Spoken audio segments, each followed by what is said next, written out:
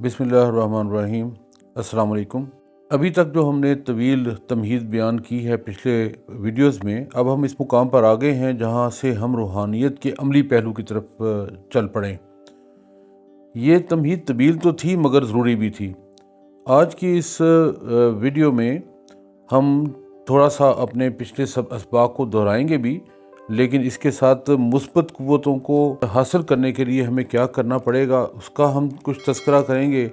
اپنی منفی سوچوں پر غالب کیسے آنا ہے، اپنے نفس پر کیسے قابو کرنا ہے، اس کا ہم کچھ احوال بیان کریں گے، اور پھر روحانی قوتوں کے حصول کے درمیان جو مشکلات ہیں ان کو کیسے عبور کرنے کی طرف جانا ہے اس کا ذکر کریں گے۔ اور سب سے آخر میں ہم کچھ پریکٹیکل عملیات بتانے کی، عمل بتانے کی یا وظیفہ بتانے کی ہم صحیح کریں گے، تاکہ وہ لوگ جو ہمارا پروگرام بھی دیکھتے ہیں اور ان کے مسائل ہیں تو وہ ان مسائل پر بھی تھوڑا سا کام کر سکیں، اور اپنی ایک تو اپنے مسائل کو حل کرنا شروع کریں، اور دوسرا جو مین چیز ہے وہ اس طریقے سے ان کا کانفیڈنس بھی بنے گا اور بحال ہوگا کہ وہ اپنے معاملات کو اور دوسروں کو مدد کے لیے بھی ان معاملات کو کر سکتے ہیں۔ تو ہم آتے ہیں اپنے موضوع کی طرف۔ ہمارے ذہن میں ایک ضروری سوال یہ پیدا ہوتا ہے کہ ہم اپنی ذات کی مثبت قوتوں کو ایک خوبصورت تربیت کے ساتھ کس طرح ایسے مقام پر پہنچائیں کہ نہ صرف ہمارے بلکہ دوسروں کے لیے بھی فائدہ مند ہو سکیں۔ اس بات کو خاص طور پر سمجھنے کی ضرورت ہے کہ آپ جب بھی اپنی مثبت قوتوں کو مجتمع کرنے کی طرف قدم بڑھائیں گے، آپ کے جسم میں دبی ہوئی تمام منفی لہریں فی الفور ابھرنا شروع ہو جائیں گی، اور آپ کی مثبت سوچ کی مخالفت کا سلسلہ شروع ہو جائے گا۔ صرف اسی عمل پر موقوف نہیں، بلکہ ہر اچھے عمل کو کرتے ہوئے انسان کے اندر ایک طرح کی مزاحمت پیدا ہوتی ہے۔ اندر کی یہ مزاحمت سب سے خوفناک چیز ہے، جسے ہم بعض اوقات ساری زندگی اپنی ذات سے نکال نہیں سکتے، خارج نہیں کر سکتے۔ پچھلے ایک ویڈیو میں ذکر آیا تھا کہ ایک شخص بڑا آدمی جب بنتا ہے تو بننے سے پہلے اصولوں کے نام پر اپنی ذات سے جنگ کرتا ہے۔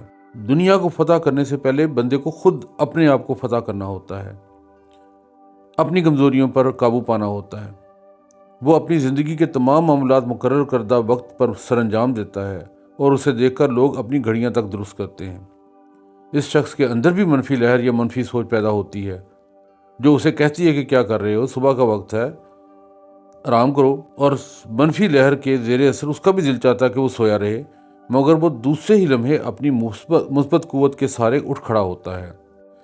عام زندگی میں وہ شخص یہ کام نادانستہ طور پر کرتا ہے، مگر روحانیت میں یہ کام آپ دانستہ طور پر کر رہے ہیں، اور آپ نے اپنے اندر کی مخالفت کو پوری طرح فرض کر دیا ہے، یعنی اپنے اندر کی جو منفی قوتیں ہیں ان کے اوپر آپ نے قابو پا لیا ہے۔ قرآن کریم میں ایک ترکیب استعمال ہوئی ہے، الکاظمین الغیظ۔ اس سے مراد وہ لوگ ہیں جو اپنے غصے کو کسی مفید جہت میں ڈھال دیتے ہیں یا اپنے غصے کو تعمیری سمت میں موڑ دیتے ہیں۔ آپ کے اندر کی منفی سوچ آپ کا حصہ ہے، آپ اس کو تباہ و برباد نہیں کر سکتے۔ یہ آپ کا نفس ہی ہے جو زندگی کی آخری سانس تک آپ کے ساتھ رہے گا، اور جب تک وہ آپ کے ساتھ رہے گا منفی لہریں اٹھتی رہیں گی، اور آپ کے اندر جو منفی لہر سر اٹھا رہی ہے آپ نے مثبت لہر کو اس سے بڑھا دینا ہے، یعنی اپنی مثبت قوت کو بڑھانا ہے تاکہ وہ منفی لہر کو دبا دے۔ اگر آپ اپنی مثبت لہر کو بڑھا نہ سکے تو یقینی طور پر غلط سوچیں آپ کو گھیر لیں گی، آپ کے اندر ایک جنگ شروع ہو جائے گی۔ جب کسی شخص کے اندر جنگ شروع ہو جاتی ہے تو اس کی مثبت اور منفی لہروں میں مقابلہ ہوتا ہے۔ اگر اس شخص کے مالی حالات اچھے نہیں اور اسے نوکری نہیں ملتی تو اس کے اندر کی منفی لہر اسے ڈاکہ ڈالنے، چوری کرنے یا فراڈ کرنے کی طرف ترغیب دے سکتی ہے۔ اگر اس کی منفی لہر مثبت لہر سے دب جائے یا مثبت لہر بڑھ جائے تو جیت مثبت لہر کی ہوتی ہے، اور وہ شخص ایک جرم کے ارتکاب سے محفوظ ہو جاتا ہے۔ اللہ نے انسان کو بے پناہ فیصلوں پر اختیار دیا ہے۔ اگر ہم یہ فیصلہ کر لیں کہ ہم نے منفی لہر سے شکست کھانے کی بجائے اسے شکست دینی ہے تو یہ کوئی مشکل کام نہیں، یہ ایک ایسا عمل ہے جو ہم ہر وقت کر سکتے ہیں۔ جب آپ یہ عمل شروع کریں گے تو آپ کے وجود سے ایک منفی لہر اٹھے گی کہ یہ کیا کر رہے ہو۔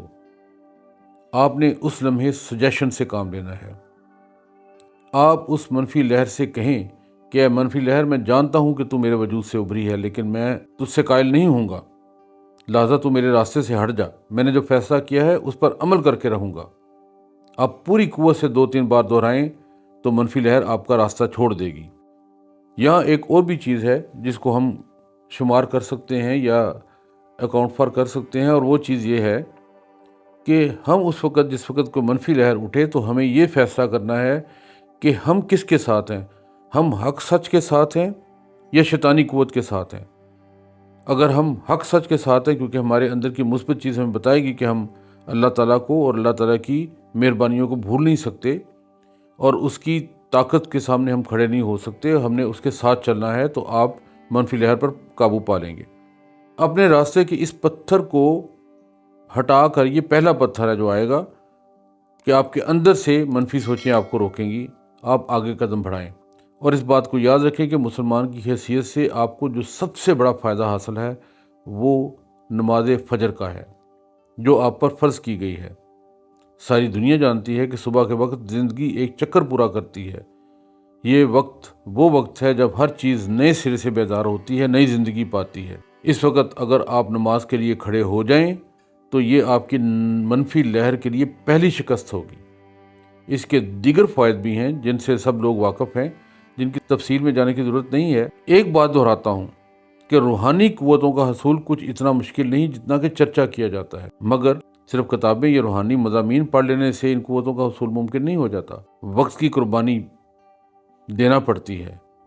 آپ کو ان علوم کو، یہ سب سے افضل علم ہے، اس کے حصول کے لیے آپ کو محنت کرنا پڑتی ہے۔ جیسے ایک باڈی بلڈر اپنے عضلات کو خوبصورت بنانے کے لیے محنت شاقہ کرتا ہے، باڈی بلڈنگ کرتا ہے، وزن اٹھاتا ہے، دوڑتا ہے، سب کچھ کرتا ہے، اسی طرح روحانی عضلات بھی محنت کیے بغیر مخصوص شکل میں نہیں آتے۔